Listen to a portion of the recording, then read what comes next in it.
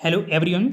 दोस्तों, आज के वीकली करंट अफेयर में 11 से लेकर 19 सितंबर 2024 तक के 40 से अधिक महत्वपूर्ण क्वेश्चंस को इस वीडियो में हम कवर करेंगे। सारे क्वेश्चन इंपॉर्टेंट हैं और जो भी क्वेश्चन से इंपॉर्टेंट फैक्ट होंगे उन्हें हम डिटेल में कवर करेंगे। देखिए, ये सवाल पिछले 9 दिनों के हैं। क्योंकि आपको वीडियो लेट मिल रहा है इसलिए मैंने ये 9 दिनों का यह करंट अफेयर जोड़ा है। तो चलिए शुरू करते हैं आज के इस वीडियो को। यह पहला प्रश्न पूछा जा रहा है, भारत की पहली वंदे मेट्रो ट्रेन जिसका नाम बदलकर नमो भारत रैपिड रेल किया गया है, तो ये किन दो शहरों के बीच चलाई गई है? आंसर है दूसरा, भुज और अहमदाबाद के बीच गुजरात में चलाई गई है। तो वंदे मेट्रो ट्रेन का नाम बदल के नमो भारत रैपिड रेल किया गया है। तो ये क्वेश्चन भी इम्पोर्टेंट है, याद रखिएगा इसे। प्रधानमंत्री नरेंद्र मोदी ने भुज रेलवे स्टेशन से इस ट्रेन को वर्चुअली तरीके से हरी झंडी दिखाकर रवाना किया था और यह भुज से अहमदाबाद के बीच लगभग 359 किलोमीटर की दूरी है। इसे 5 घंटे 45 मिनट में तय करेगी। इस स्पेशल मेट्रो में सभी 12 एसी कोच हैं जिनमें 1150 पैसेंजर के बैठने की व्यवस्था है। वंदे मेट्रो की अधिकतम गति है 110 किलोमीटर प्रति घंटा। दिल्ली की नई मुख्यमंत्री कौन बनी है? आंसर होगा आतिशी मारलेना। तो ये दिल्ली की नई मुख्यमंत्री बनाई गई हैं। देखिए, 13 सितंबर 2024 को शराब नीति केस में सुप्रीम कोर्ट से जमानत मिलने के बाद अरविंद केजरीवाल ने 15 सितंबर 2024 को मुख्यमंत्री पद छोड़ने का ऐलान किया था। केजरीवाल ने उपराज्यपाल यानी एलजी विनय सक्सेना को अपना इस्तीफा सौंपा था। अतिशी के पास अभी शिक्षा, टूरिज्म, पीडब्ल्यूडी, संस्कृत और महिला बाल विकास मंत्रालय जैसे अहम मंत्रालय उनके पास हैं। सुषमा स्वराज, शीला दीक्षित इन दोनों महिलाओं के बाद आतिशी दिल्ली की सीएम बनने वाली तीसरी महिला बनी हैं। उड़ीसा राज्य की महिला केंद्रित योजना सुभद्रा योजना का शुभारंभ किसने किया है? आंसर होगा पीएम मोदी के द्वारा किया गया है। तो आंसर बी है नरेंद्र मोदी। और उड़ीसा के मुख्यमंत्री कौन है? मोहन चरण मांझी हैं। बात करें सुभद्रा स्कीम के बारे में। सुभद्रा योजना एक वित्तीय सहायता योजना है। सुभद्रा योजना का नाम भगवान बलभद्र की बहन सुभद्रा के नाम पर रखा गया है। इस योजना के तहत राज्य सरकार 21 से लेकर 60 साल की महिलाओं को 2024-25 और 2028-29 के बीच यानी 5 सालों के दौरान 50,000 रुपये देगी। हर साल 10,000 रुपये की राशि 2 किस्तों में दी जाएगी और सीधे उनके खातों में जाएगी। तो एक साल में 2 बार मिलेंगे 5-5 हज़ार रुपये। तेलंगाना राज्य के पहले कंटेनर स्कूल का उद्घाटन कहाँ किया गया है? आंसर होगा मुलुगु जिले में। आंसर सी है मुलुगु जिले में। इस पहले कंटेनर स्कूल का उद्घाटन राज्य की पंचायती राज और ग्रामीण विकास मंत्री दानसारी अनुसुईया या सी थक्का ने किया है। यह अभिनव विद्यालय मुलुगु जिले के कन्यागुडेम मंडल के कंथानापल्ली ग्राम पंचायत की सीमा के भीतर सुदूर बंगारूपल्ली गांव में स्थित है। यह राज्य में कंटेनर स्थापित किए जा रहे सरकारी स्कूलों का पहला उदाहरण है।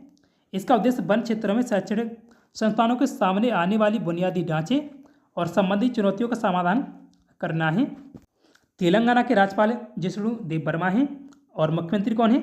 अनुमुला रेवंत रेड्डी हैं। भारत निर्वाचन आयोग ने अपना दिव्यांग आइकन किसे नियुक्त करने की घोषणा की है? तो आंसर है ऑप्शन नंबर सी यानी ए और बी दोनों, शीतल देवी और राकेश कुमार। इन दोनों को, शीतल देवी इसकी पहले से ही आइकन थी और अभी राकेश कुमार को भी बनाया गया है। तो आंसर सी है ए और बी दोनों। शीतल देवी और राकेश कुमार दोनों ही जम्मू कश्मीर के रहने वाले हैं। भारतीय पैरा तीरंदाज शीतल देवी और राकेश कुमार ने पेरिस पैरा ओलंपिक 2024 में मिक्सड टीम कंपाउंड तीरंदाजी में भारत के लिए कांस्य पदक जीता था।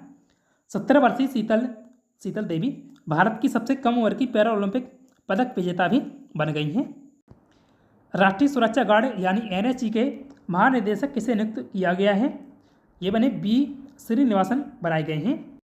राष्ट्रीय सुरक्षा गार्ड यानी एनएसजी विशिष्ट आतंकवाद विरोधी बल है। इसे स्थापित किया गया था 1984 में। एनएसजी भारत के 7 केंद्रीय सशस्त्र पुलिस बलों में से एक हैं और इसके प्रथम महानिदेशक या डीजी थे R T Nagrani. ICC international panel of development umpire में नामित होने वाली पाकिस्तान की पहली महिला एम्पायर कौन बनी है? आंसर है option number B, Salima Imtiaz बनी है। अब द्विपक्षीय श्रृंखला में सलीमा पहली अनफील्ड नियुक्त हो गई हैं।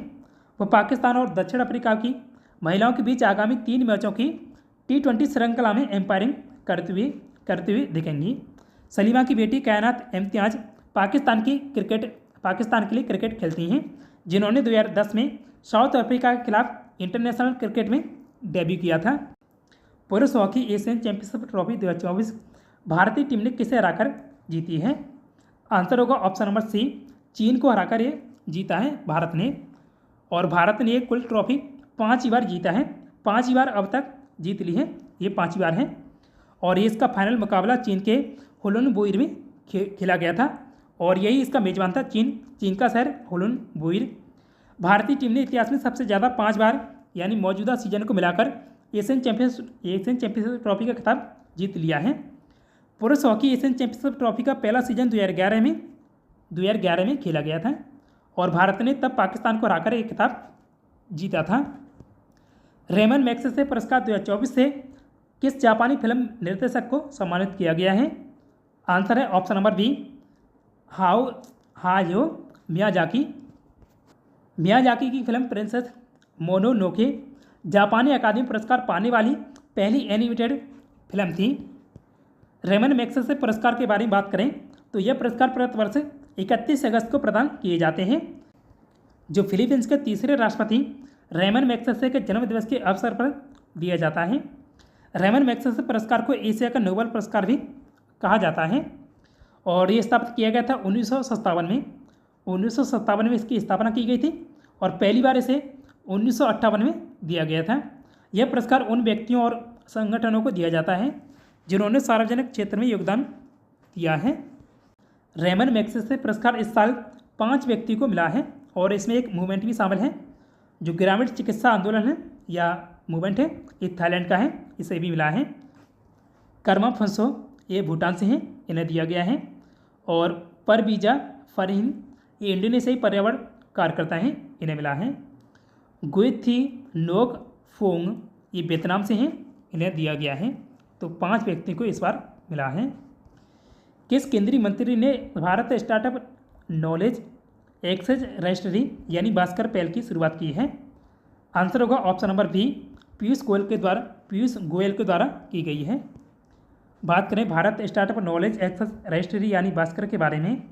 भास्कर प्लेटफार्म को department for promotion of industry and internal trade यानी DPIIT ने विकसित किया है। सरकार के स्टार्टअप इंडिया कार्यक्रम के तहत इंटरप्रेन्योर इकोसिस्टम को बेहतर करने के लिए भास्कर को डिजाइन किया गया है। बात करें department for promotion of industry and internal trade के बारे में यानी DPIIT के बारे में, तो ministry of commerce and industry के तहत इसे ये आता है। मोदी सरकार ने जनवरी 2019 में department of industrial policy and promotion यानी DIPP का नाम बदलकर department for promotion of industry and internal trade यानी DPIIT कर दिया। 1995 में DIPP की स्थापना की गई थी। औद्योगिक विकास विभाग के विलय के साथ साल 2000 में इसका पुनर्गठन किया गया था। केंद्रीय वाणिज्य और उद्योग मंत्री पीयूष गोयल। किस राज्य की विधानसभा ने लड़कियों की शादी की न्यूनतम उम्र 21 साल करने वाला प्रस्ताव पारित किया है? आंसर है हिमाचल प्रदेश ने। 18वें ग्रीष्मकालीन पैरा ओलंपिक 2028 की मेजबानी कौन करेगा? आंसर है लॉस एंजल्स अमेरिका के द्वारा इसकी मेजबानी की जाएगी 2028 में। और 17वां संस्करण कहाँ आयोजित किया गया था? पेरिस, फ्रांस में। किस राज्य की विधानसभा ने एंटी रेप बिल पास किया है? आंसर होगा पश्चिम बंगाल ने। जो बात करें एंटी रेप बिल के बारे में, तो जो अब ये आगे बिल राज्यपाल के पास भेजा जाएगा, उनके साइन के बाद एक कानून बन जाएगा। विधानसभा के विशेष सत्र में मुख्यमंत्री ममता बनर्जी ने सरकार की ओर से ये पक्ष रखा था। नए कानून के तहत रेप केस की 36 दिन में जांच पूरी हो जाएगी या होनी है। पीड़िता के कोमा में जाने या मौत होने पर दोषी को 10 दिन में सजा दी जाएगी। रेप गैंग के दोषियों को पैरोल के बिना उम्र कैद की सजा दी जाएगी। हर जिले में अपराजित टास्क फोर्स बनाई जाएगी। इस टास्क फोर्स का नेतृत्व डीएसपी लेवल के अधिकारी करेंगे। एंटी रेप बिल को अपराजित महिला एवं बाल विधेयक या पश्चिम बंगाल आपराधिक कानून एवं संशोधन बिल 2024 नाम दिया गया है। तो ये नाम भी आपको याद रखना है। भारतीय नौसेना की निम्न में से कौन सी महिला अधिकारी जल्द समुद्री मार्ग से दुनिया का चक्कर लगाएंगी? आंसर इसका सी है, ये और भी दोनों, यानी लेफ्टिनेंट कमांडर रूपा ए और लेफ्टिनेंट कमांडर दिलेना के। रूपा और दिलेना भारतीय नौसेना के नौकायन जहाज INS बी तारडी से सवार होकर दुनिया का चक्कर लगाने के अभियान पर रवाना हुई। लेफ्टिनेंट कमांडर दिलेना के केरल के कोझिकोड की रहने वाली हैं। दिलेना के केरल की रहने वाली कोझिकोड की।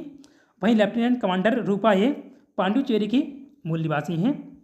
INS तारडी को 2017 में ऐतिहासिक नाविक सागर परिक्रमा के तहत पूरी तरह से महिला चालक दल के साथ दुनिया का चक्कर लगाने के लिए जाना जाता है। आयुष्मान भारत योजना के तहत अब कितने साल से ऊपर सभी बुजुर्गों को इसका लाभ मिलेगा? आंसर होगा 70 वर्ष से ऊपर के। इस योजना के तहत 4.5 करोड़ परिवारों के 6 करोड़ वरिष्ठ नागरिकों को 5 लाख रुपए तक के मुफ्त स्वास्थ्य बीमा का लाभ मिलेगा।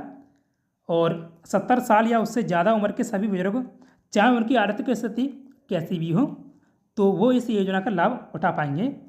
और उनके लिए एक नया कार्ड जारी किया जाएगा।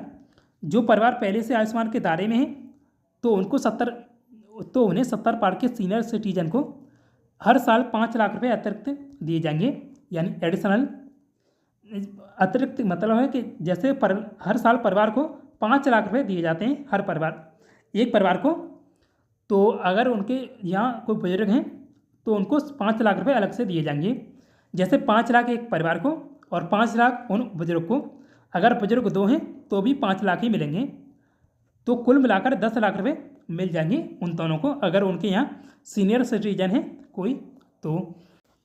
लेकिन इसका इस्तेमाल परिवार के अन्य लोग नहीं कर सकेंगे। जो सीनियर सिटीजन को लाभ मिलेगा 5 लाख रुपए का, उसमें ऐसे वरिष्ठ नागरिक यानी जो 70 वर्ष या उससे अधिक हैं, जो पहले से ही केंद्र सरकार की स्वास्थ्य योजना यानी CGHS पूर्व सैनिक अंशदायी स्वास्थ्य योजना और आयुष्मान केंद्रीय सशस्त्र पुलिस बल जैसी अन्य सार्वजनिक स्वास्थ्य बीमा योजना का लाभ प्राप्त कर रहे हैं, तो वे या तो अपनी मौजूदा योजना चुन सकते हैं या आयुष्मान भारत PM जन आरोग्य योजना को इसका विकल्प चुन सकते हैं।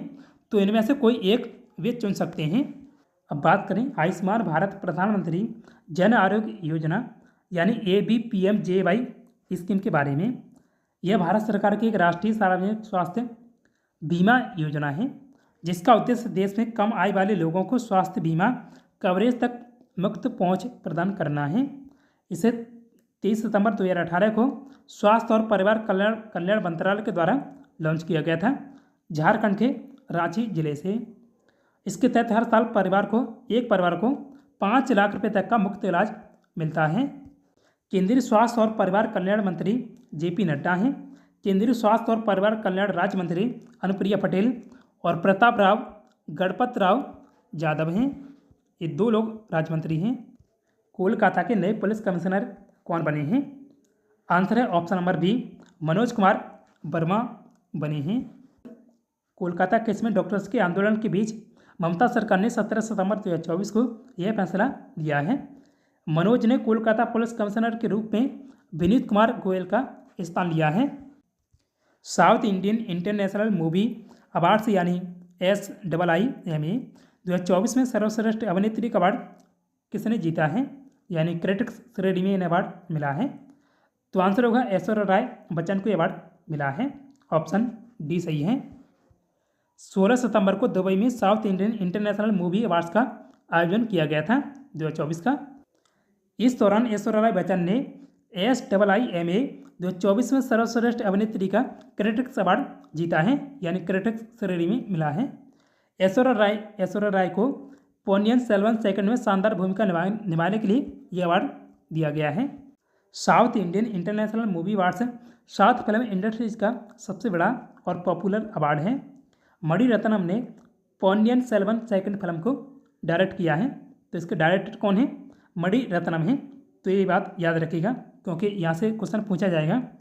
ऐश्वर्या बच्चन ने पोन्नियन सेल्वन सेकंड में दोहरी भूमिका निभाई है, जिसमें उन्होंने नंदिनी और मंदाकिनी देवी का दोनों का किरदार निभाया है। मणि रत्नम द्वारा निर्देशित फिल्म 2 भागों में ये फिल्म है। काल्की कृष्ण मूर्ति प्रसिद्ध तमिल उपन्यास पोन्नियन सेल्वन का रूपांतरण है। अब बात करते हैं SIIMA 2024 में प्रमुख पुरस्कार इसमें दिए गए हैं उनके बारे में। तो बेस्ट फिल्म का पुरस्कार जेलर मूवी को मिला है। बेस्ट एक्टर चियान विक्रम को पोन्नियन सेल्वन सेकंड के लिए। बेस्ट एक्ट्रेस का अवार्ड नयनतारा को मिला है अन्नापूर्णानी मूवी के लिए। बेस्ट एक्टर क्रिटिक्स श्रेणी में तो शिवा कार्तिकेयन को ये अवार्ड मिला है मावेरन मूवी के लिए। बेस्ट एक्ट्रेस क्रिटिक्स श्रेणी में तो ऐश्वर्या राय बच्चन को पोन्नियन सेल्वन सेकंड के लिए मिला है।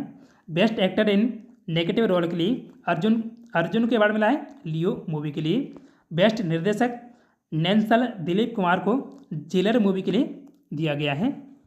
और बेस्ट निर्देशक क्रिटिक्स श्रेणी में अरुण कुमार को मिला है चिट्टा मूवी के लिए। सर्वश्रेष्ठ गीत लेखक ये तमिल लेखक हैं तो विघ्नेश शिवन को मिला है रथ मारे सॉन्ग के लिए। PM नरेंद्र मोदी ने 15 सितंबर को रांची में झारखंड, उड़ीसा, बिहार और यूपी के लिए कितनी वंदे भारत ट्रेनों को वर्चुअली हरी झंडी दिखाकर रवाना किया है? आंसर इसका दूसरा है 6 को।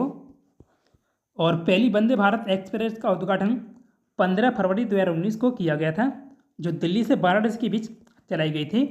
तो काफ़ी पूछा गया सवाल है और पूछा जाता है, याद रखना है आपको। वंदे भारत देश की पहली स्वदेशी रूप से डिजाइन और निर्मित सेमी हाई स्पीड ट्रेन है।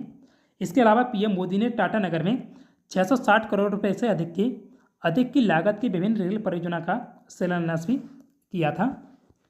बात करें झारखंड के बारे में तो इसके राज्यपाल कौन है? संतोष गंगवार हैं। मुख्यमंत्री हेमंत सोरेन हैं। झामुमो इनकी पार्टी है। देश में इलेक्ट्रिक मोबिलिटी को बढ़ावा देने के लिए किस योजना को मंजूरी दी गई है? तो आंसर है PM ई ड्राइव स्कीम को मंजूरी दी गई है। आंसर चौथा है PM ई ड्राइव स्कीम। और यह 2 साल की अवधि की स्कीम है। इस स्कीम के तहत देश में इलेक्ट्रिक मोबिलिटी को बढ़ावा देने के लिए 10,900 करोड़ रुपए खर्च होंगे।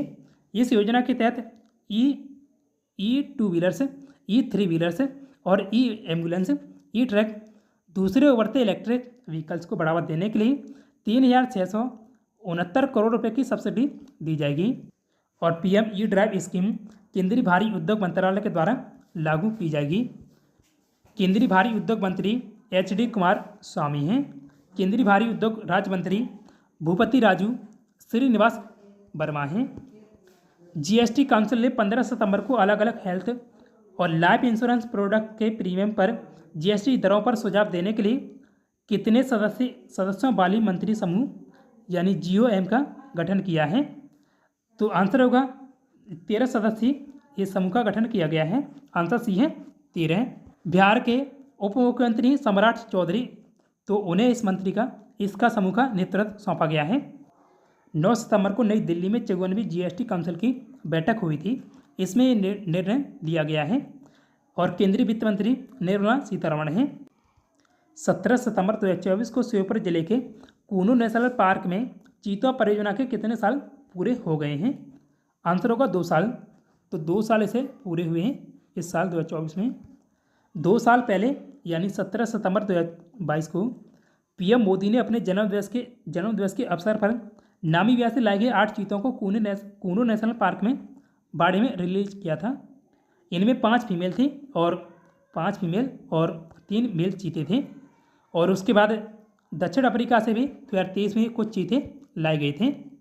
सितंबर 2024 में पोलारिस डॉन मिशन को किसके द्वारा लॉन्च किया गया है? आंसर होगा SpaceX के द्वारा इसे लॉन्च किया गया था। अमेरिकी स्पेस एजेंसी SpaceX के मालिक हैं Elon Musk. Polaris Dawn mission में 4 एस्ट्रोनॉट पृथ्वी से करीब 700 किलोमीटर ऊपर स्पेस में स्पेस वॉक करने गए हैं। यह दुनिया की पहली प्राइवेट स्पेस वॉक होगी। इस मिशन के कमांडर जेरेड आइस मैन हैं। स्पेस एक्स के फॉल्कन 9 रॉकेट से इस मिशन के क्रू ड्रैगन कैप्सूल को लॉन्च किया गया था। ग्रेटर नोएडा यानी उत्तर प्रदेश में के इंडिया एक्सपोर्ट मार्ट में सेमिकॉन इंडिया 2024 का उद्घाटन किसने किया है? आंसर है नरेंद्र मोदी के द्वारा किया गया था। आंसर सी है पीएम मोदी के द्वारा किया गया है। और इस प्रदर्शनी में दुनिया भर में लीडिंग सेमीकंडक्टर मैन्युफैक्चरिंग कंपनियों ने हिस्सा लिया था। और उत्तर प्रदेश के मुख्यमंत्री कौन है? योगी आदित्यनाथ हैं। केंद्रीय शिक्षा मंत्रालय के तत्वावधान में commission for scientific and technical terminology यानी CSTT ने किसी एक अनूठी वेबसाइट को शुरू किया है जो सभी 22 आधिकारिक भारतीय भाषाओं में तकनीकी शब्द उपलब्ध कराती है। तो आंसर इसका चौथा है शब्द.education.gov.in को लॉन्च किया गया है।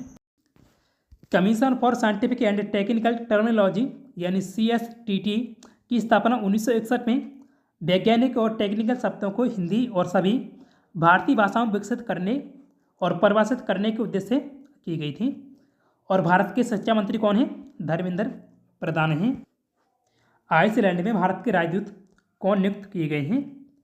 आंसर है option number C R Ravinder ये बनाए गए हैं। वर्तमान में R रविंदर न्यूयॉर्क में संयुक्त राष्ट्र में भारत के उपस्थायी प्रतिनिधि कार्यरत हैं।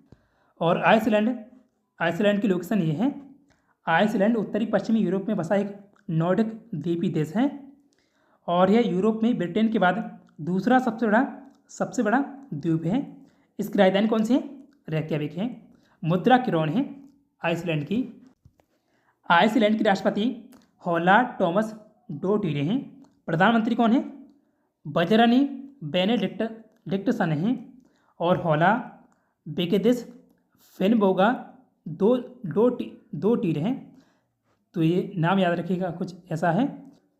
के बाद दूसरी आइसलैंड की महिला राष्ट्रपति बनी हैं। इंटरनेशनल हॉकी फेडरेशन यानी FIH के अध्यक्ष कौन बने हैं जिन्हें अपने दूसरे कार्यकाल के लिए चुना गया है? आंसर है मोहम्मद तैयब इकराम। तो ये इसके अध्यक्ष हैं और दोबारा दूसरे कार्यकाल के लिए चुना गया है। FIH का मुख्यालय कहाँ है? लॉजेन स्विट्जरलैंड में। FIH की स्थापना कब हुई थी? 7 जनवरी 1924 को पेरिस फ्रांस में। भारत का पहला टील कार्बन अध्ययन कहाँ किया गया है? आंसर है केवलादेव नेशनल पार्क में। आंसर डी है। और केवलादेव राष्ट्रीय जो नेशनल पार्क या राष्ट्रीय उद्यान राजस्थान के भरतपुर जिले में स्थित है। बात करें टील कार्बन के बारे में तो टील कार्बन से तात्पर्य मीठे पानी या गैर ज्वारीय आर्द्र भूमि में संग्रहित कार्बन से है जिसमें वनस्पति सूक्ष्मजीवी बायोमास तथा घुले हुए कड़की कार्बनिक पदार्थ शामिल हैं। ये पारिस्थितिकी तंत्र वायुमंडल से कार्बन डाइऑक्साइड यानी CO2 को अवशोषित करके और अपनी बायोमास और मिट्टी में संग्रहित करके कार्बन के विशाल भंडार बनाते हैं। इस प्रक्रिया को ब्लू कार्बन के नाम से भी जाना जाता है। भारत में अभियंता दिवस या इंजीनियर्स डे कब मनाया जाता है? तो आंसर होगा 15 सितंबर को। ये दिवस हर साल 15 सितंबर को मनाया जाता है। भारत अभियंता दिवस या इंजीनियर्स डे भारत में जो देश के महान इंजीनियर और भारत रत्न मोचगुंडम विश्वेश्वरैया की याद में उनकी जयंती पर हर साल 15 सितंबर को मनाया जाता है। विश्वेश्वरैया को 1955 में भारत रत्न से सम्मानित किया गया था। सिविल इंजीनियर विश्वेश्वरैया ने आधुनिक भारत के बांधों, जलाशयों, जल विद्युत परियोजनाओं के निर्माण में अहम भूमिका निभाई थी। विश्वेश्वरैया का जन्म 15 सितंबर 1861 को कर्नाटक के मैसूर के कोलार जिले में हुआ था। 18 सितंबर 2024 को नई दिल्ली में NPS वात्सल्य स्कीम की शुरुआत किसने की है? आंसर होगा निर्मला सीतारमण के द्वारा की गई है। निर्मला सीतारमण केंद्रीय वित्त मंत्री हैं। बात करें NPS वात्सल्य स्कीम के बारे में तो केंद्रीय वित्त मंत्री निर्मला सीतारमण ने इस साल के जो बजट पेश किया गया था 2024 का, इसमें इस स्कीम का ऐलान किया था। तो इस स्कीम को मौजूदा नेशनल पेंशन सिस्टम यानी NPS के तहत डिजाइन किया गया है। NPS वात्सल्य को बच्चों के बड़े होने पर उनकी फाइनेंशियल सिक्योरिटी इंश्योर करने में मदद करने के लिए डिजाइन किया गया है। NPS वात्सल्य स्कीम में माता पिता बच्चों की ओर से इसमें निवेश कर सकते हैं। बालिग होने पर अकाउंट रेगुलर एनपीएस में बदल जाएगा। और बच्चे जब 18 साल के हो जाएंगे या होने पर एनपीएस पार्सल को नॉन एनपीएस स्कीम में बदला जा सकता है। यानी जो एनपीएस से अलग योजना है तो उसमें बच्चे अपना ट्रांसफ़र कर सकते हैं फंड का, दूसरी योजना में ट्रांसफ़र कर सकते हैं फंड 18 वर्ष के जब हो जाएंगे तब। माता पिता बच्चे के नाम पर एनपीएस खाते में सालाना न्यूनतम 1,000 रुपये की राशि निवेश कर सकते हैं। न्यूनतम 1,000 है और अधिकतम कोई लिमिट नहीं है। हालांकि एनपीएस वात्सल योजना के तहत खोले गए खाते में पेंशन केवल 60 वर्ष की आयु प्राप्त करने पर ही दी जाएगी। यानी जब बच्चे 60 वर्ष की आयु प्राप्त कर लेंगे तब उन्हें इस योजना का लाभ मिलेगा। और इसमें याद रखने वाली बात ये भी है, नेशनल पेंशन सिस्टम यानी एनपीएस स्कीम को साल 2004 में शुरू किया गया था। भारतीय वायुसेना के स्वदेशी एलसीए तेजस लड़ाकू विमान को उड़ाने वाली पहली भारतीय महिला फाइटर पायलट कौन बनी है? तो आंसर होगा मोना सिंह बनी है।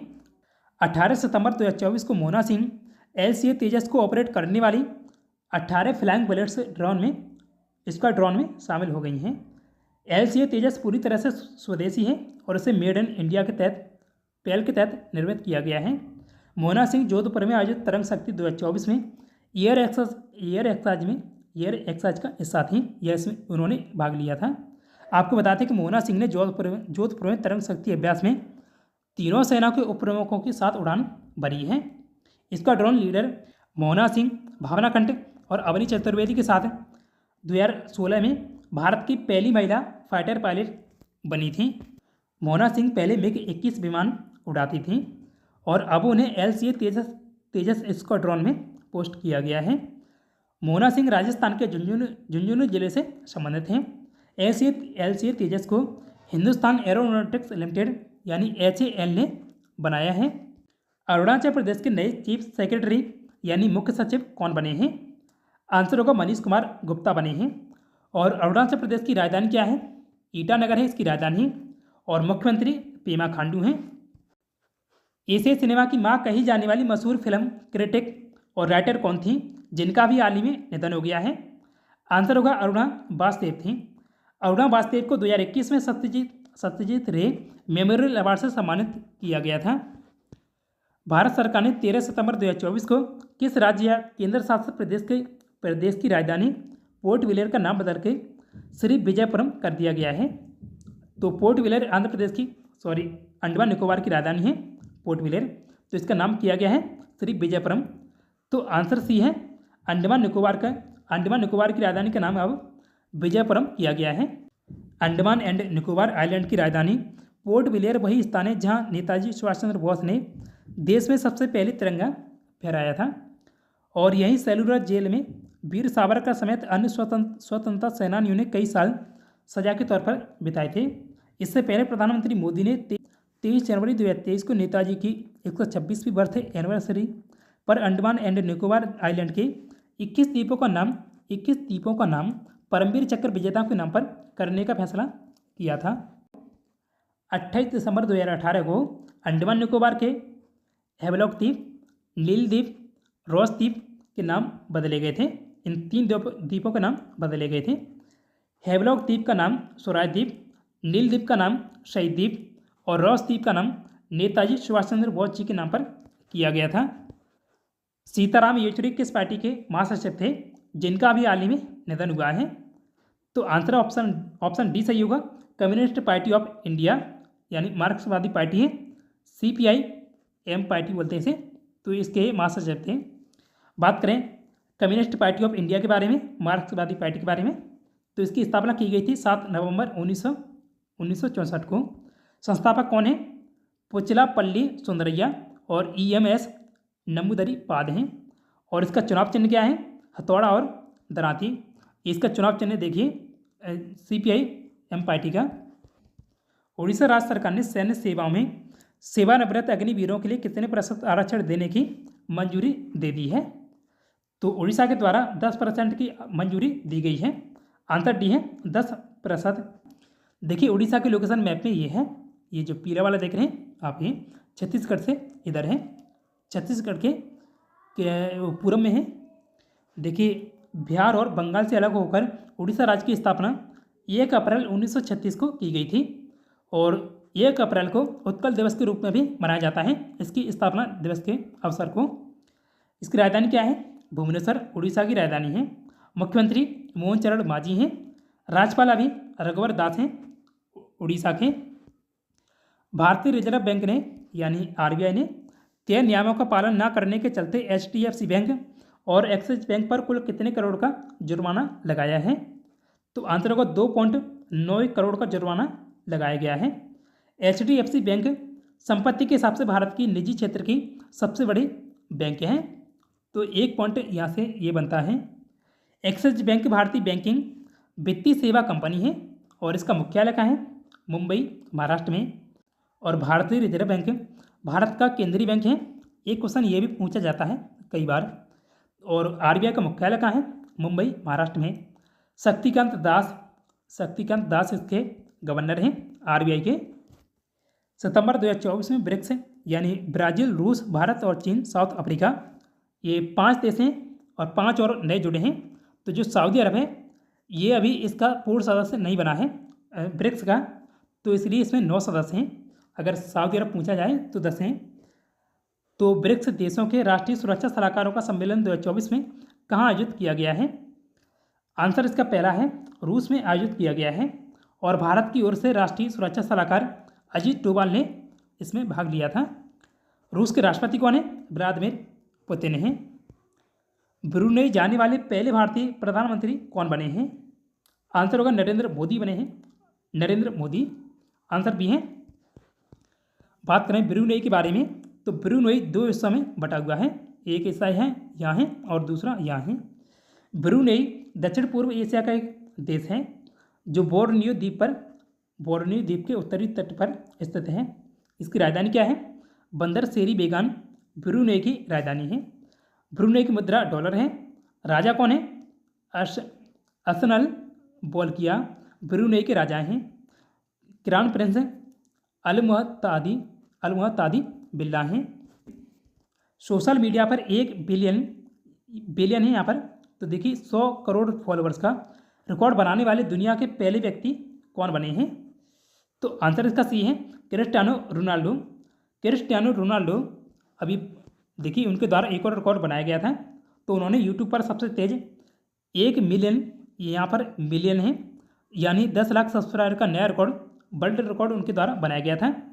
जिन्होंने जैसे ही अपना यूट्यूब चैनल लॉन्च किया था तो 90 मिनट में ही इनके 10 लाख सब्सक्राइबर हो गए थे यूट्यूब पर। तो एक नया रिकॉर्ड है इनके नाम। ये 2 रिकॉर्ड हैं। क्रिस्टियानो रोनाल्डो पुर्तगाल के फुटबॉलर हैं। महाराष्ट्र की राजधानी मुंबई में नॉर्थ बाउंड कनेक्ट ब्रिज का उद्घाटन किसने किया है? तो आंसर इसका सी है यानी ये और भी दोनों, एकनाथ शिंदे और देवेंद्र फडणवीस। देखिए जो ब्रिज है नॉर्थ बाउंड कनेक्ट ब्रिज, ये मुंबई के कोस्टल रोड और बांद्रा बारली से लिंक को जोड़ने वाला ब्रिज है। बात करें महाराष्ट्र के बारे में तो महाराष्ट्र की राजधानी 2 हैं। एक मुंबई है जो ग्रीष्मकालीन है और दूसरी नागपुर है, ये शीतकालीन है। और महाराष्ट्र के मुख्यमंत्री कौन है? एकनाथ शिंदे हैं। 2 उप मुख्यमंत्री हैं महाराष्ट्र के, देवेंद्र फडणवीस और अजीत पवार। राज्यपाल कौन है? सीपी राधाकृष्णन, जहाँ महाराष्ट्र के राज्यपाल हैं। चर्चा में रहा चांदीपुरा वायरस सर्वप्रथम किस भारतीय राज्य में मिला था? आंसर होगा महाराष्ट्र में। आंसर सी है महाराष्ट्र। देखिए ये जो मामला है नया नहीं है। चांदीपुरा वायरस का मामला कोई नया नहीं है। यह पहली बार 1965 में महाराष्ट्र में सामने आया था। गुजरात में हर साल इस वायरस के मामले दर्ज होते हैं। इस वायरस का संबंध बैकुलो वायरस से है। इसका मतलब यह है कि मच्छरों, टिक्स और सैंड फ्लाई जैसे बैक्टीरिया के काटने से यह फैलता है। तो दोस्तों आज के इस वीडियो में इतना ही है। पिछले वीडियो में आपसे पूछा गया था हरविंदर सिंह पैरालंपिक गेम्स के इतिहास में किस स्पर्धा में स्वर्ण पदक जीतने वाले पहले भारतीय बने थे? तो वे पैरा तीरंदाज हैं। तीरंदाजी में उनके द्वारा ही पदक जीता गया है। आंसर पहला होगा पैरा तीरंदाज। मिशेल बॉर्नियर किस देश के नए प्रधानमंत्री बने हैं? तो ये आपके लिए आज का टेस्ट क्वेश्चन है।